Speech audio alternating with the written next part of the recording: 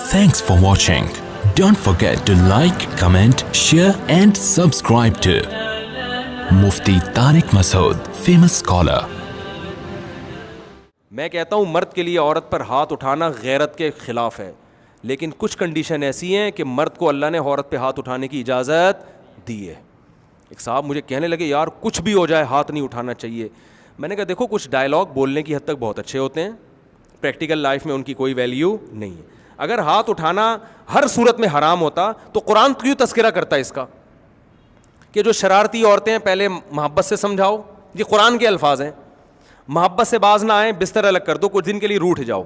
پھر بھی باز نہ آئیں وضربوہن، مار بھی سکتے ہو ان کو. ہاں مارنے میں پھر تفصیل بتائی گئی ہے کہ جانوروں کی طرح نہ پیٹا جائے، چہرے پہ نہ مارا جائے اس طرح. تو بعض صورتوں میں آپ کہہ رہے ہو کہ کچھ بھی ہو جائے، یا تو قرآن غلط ہے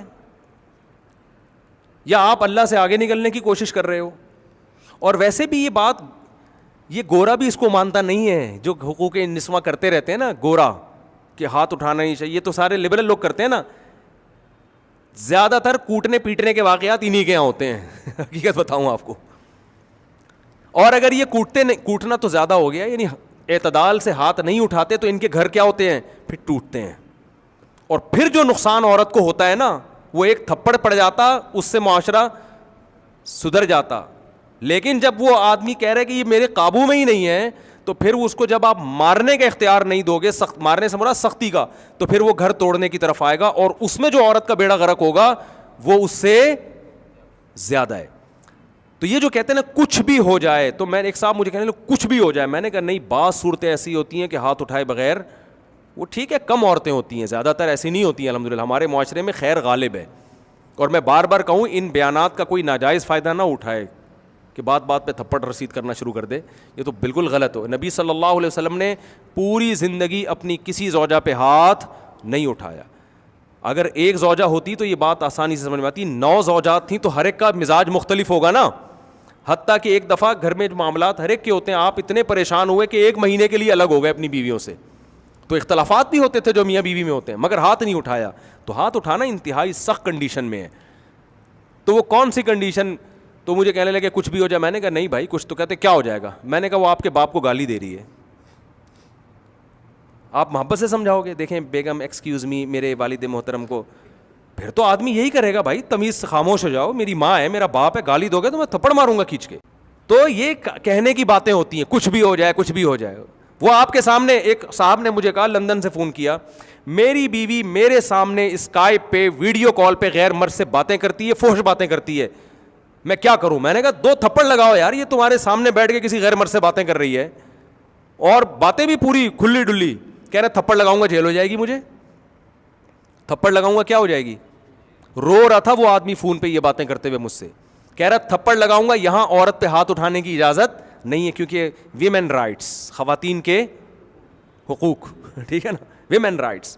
تھپڑ ماروں گا کیا ہو جائے گا، کیس ہو جائے گا. فوراً جائے گی کیس کر دے گی. میں نے کہا پھر طلاق دے دو.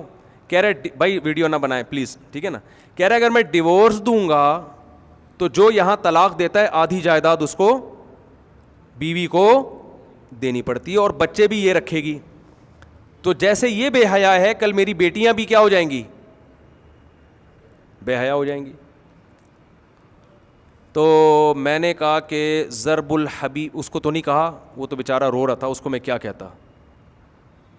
تو ایک مشہورہ ہے، ایک مقولہ ہے ضرب الحبیبی زبیب، محبوب کی مار کیا ہوتی ہے، کشمش. تو میں اسے کہنے والا تھا اور لو لندن میں رہنے کے مزے براڈ مائنڈیڈ، ٹھیک ہے نا. اسلام تو سمجھ میں نہیں آتا نا. پاکستان تو گندا ملک ہے، بجلی نہیں ہے اور گٹر ابل رہے ہیں اور یہ ہے اور وہ ہے، تو ترقی کے مزے بولتے کیوں نہیں. تو میں نے پھر اس کو ایک مشورہ دی، میں نے کہا پاکستان آ جاؤ، یہاں آ کے ڈیورس دو، جائیداد ساری یہاں ٹرانسفر کرو.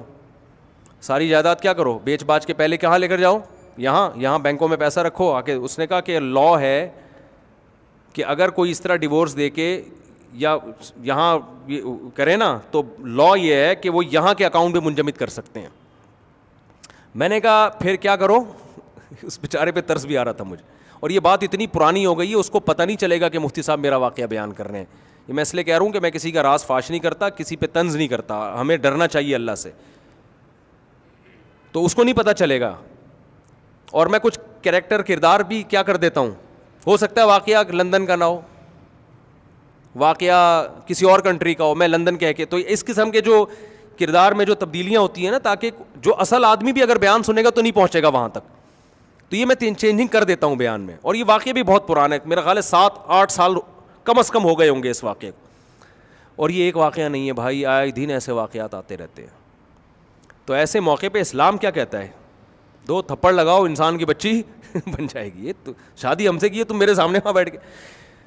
پھر میں بتا دوں اصل یہ نہیں ہے. اصل تو نبی صلی اللہ علیہ وسلم نے اتنی اپنی بیوی سے محبت کی ہے, اتنی محبت کی ہے, کر کے دکھائی ہے کہ ایسے بیوی سے کے ساتھ رہا جاتا ہے. کیونکہ ہر عورت ایسی خراب تھوڑی ہوتی ہے, معاشرے میں خیر ہے. امی عائشہ رضی اللہ تعالی عنہا جہاں سے پانی پیتی تھیں, نبی صلی اللہ علیہ وسلم ادھر سے ہی منہ لگا کر پانی پیا کرتے تھے, کہ پانی بھی وہاں سے, ہونٹ وہیں گلاس میں رکھوں گا جہاں میری زوجہ نے رکھے. محبت کے اظہار کا ایسا خاندانی طریقہ کہاں ملے گا آپ کو, اصل یہ ہے. لیکن ایک آپشن وہ بھی رکھا ہے کہ ایسی کچھ عورتیں کہتی ہیں اگر میاں خراب ہو پھر ہم کیا کریں, ہمیں بھی رجاعت ہونی چاہیے, تھپڑ لگائیں ہم اس کو. نہیں یاری بات میرا خیال ہے. خواتین کہتی ہیں کہ اچھا یہ خرابی تو بعض دفعہ کس میں ہوتی ہے, بولتے کیوں نہیں, میاں میں بھی ہوتی ہے, کہ ہمارے سامنے لڑکیوں سے اسکائپ پہ کیا کر رہا ہے, باتیں کر رہا ہے. تو جیسے اسلام نے مرد کو اجازت دی ہے, عورت کو بھی اجازت دینی چاہیے. تو بات اصل میں یہ ہے کہ اسلام نے مرد کو بنایا ہے سربراہ, گھر سربراہ کے بغیر نہیں ہو سکتا, یہ مجبوری ہے. گھر بھی چھوٹی سی کوئی بھی دنیا میں ایک ادارہ سربراہ کے بغیر نہیں چل سکتا. تو سربراہ پہ ہاتھ اٹھانے کا دنیا میں کوئی بھی مشورہ نہیں دیتا. یہ ایسا ہی ہے, پولیس کو اجازت ہے کہ عوام پہ ڈنڈا برسائے, لیکن اگر پولیس کرپشن کر رہی ہے تو عامی آدمی کو اجازت نہیں ہے کہ ڈنڈا سے پولیس کا سر پھاڑ دے. وہ آپ پر اتنا خطرناک کیس ہو جائے گا نا, ٹھیک ٹھاک خطرناک کیس ہو جائے گا. آپ نے ایک ایس ایچ او کو کیوں آپ نے مارا اس کو, کہ وہ کرپشن کر رہا تھا, حکومت کہے گی تم اس کے باپ ہو گیا.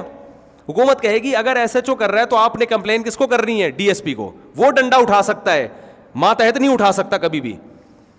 اور اگر ڈی ایس پی کو نہیں ہے تو پھر ڈی ایس پی سے بڑا کوئی. تو آخر میں ایک بڑا ایسا آئے گا کہ بس اس کو برداشت ہی کرنا ہے, ٹھیک ہے نا, اس پہ آپ کو حق حاصل نہیں ہے. زیادہ زیادہ یہ کریں گے کہ آپ اگلے الیکشن میں دوسرا صدر یا وزیر اعظم لے آئیں گے کہ یار یہ ٹھیک نہیں ہے, اس کو چینج کرو. تو اسلام نے عورت کو کہا ہے کہ شوہر اگر یہ ایسا ظلم زیادتی کر رہا ہے تو ظاہر ہے اس کے بڑوں کو بتایا جائے, شوہر کو بتایا. اس کا باپ اپنے بیٹے کو ٹھکائی لگائے گا کہ بھائی بہو پہ ظلم زیادتی کیوں کر رہا ہے, اس کے خاندان کے بڑے یہ کام کریں گے. عورت کو ہاتھ اٹھانے کی اجازت نہیں ہے. اور اگر کوئی بھی نہیں ہے سختی کر رہا تو پھر اسلام نے کہا ہے کہ جو سربراہ ہوتا ہے ظالم, اگر اس سے مفاد زیادہ ہوں تو برداشت کیا جاتا ہے کہ یار فائدے زیادہ ہیں, ظلم کی نوعیت کیا ہے, کم ہے. تو شوہر سے دیکھا جائے گا کہ آپ کو فائدے زیادہ حاصل ہو رہے ہیں یا نقصانات. تو اگر فائدے زیادہ ہیں تو کچھ ظلم اس کے برداشت کر لیے جائیں, وہ اللہ اس سے قیامت کے دن انتقام لے لے گا, یا اس کو آرام سے سمجھایا جائے یا نصیحت کی جائے. پھر بھی اگر نہیں ہے تو پھر اس سے علیحدگی کی کوشش کی جائے, بھائی میاں بدلنے کی کوشش کی جائے, ناقابل برداشت. ہاتھ اٹھانے کی پھر بھی اجازت نہیں ہے. تو یہ بالکل نیچر کے مطابق اسلام کا حکم ہے. لیکن کیا ہے کہ جب آپ بیان کریں گے مرد کے حقوق پر تو خواتین کہتی ہیں کہ یہ کیا ہے, بہت غائب ہی ہو جاتی ہیں بیان سے. تو میرے بیان میں خاص طور پہ 2-3 شادیوں پر بیان کرتا ہوں تو 4 سے 6 خواتین آتی ہوں گی, وہ بھی میرا خیال ہے بوڑھی ہو چکی ہیں. اب ان کو پتہ ہے ہمارے میاں میں اب دوسری شادی کا دم رہا نہیں ہے, وہ بیان سننے آ جاتی ہیں. حالانکہ ہم جو دوسری تیسری شادی پر بیان کرتے ہیں وہ عورت کے فائدے کے لیے کرتے ہیں, کیونکہ جو دوسری جس کو لائے گا وہ بھی تو عورت. میں جب ساس کے حقوق بیان کرتا ہوں تو ساس بھی تو عورت ہی ہے نا. بہو کو ہم کہتے ہیں کہ بھائی ایسا نہیں ہے کہ ساس کی کوئی ذمہ داری نہیں ہے, گھر کے بڑوں کا خدمت چھوٹوں پر فرض ہوتی ہے, اخلاقی ذمہ داری ہے آپ کی. شوہر اس پہ سختی بھی کر سکتا ہے, ہاں اعتدال ہو, اتنا نہ ہو کہ وہ ایک آدمی کی ساس 18 روٹیاں پکوا رہی تھی اپنی بہو سے, تو میں نے ان کو منع کیا, میں نے کہا بہو کو الگ گھر لے کے دو. 18 روٹیاں جو ہے نا, یہ کوئی تندور تھوڑی کھولا ہوا ہے گھر کے اندر, وہ کوئی ملازمہ تھوڑی ہے جو 18 روٹیاں پکا کے.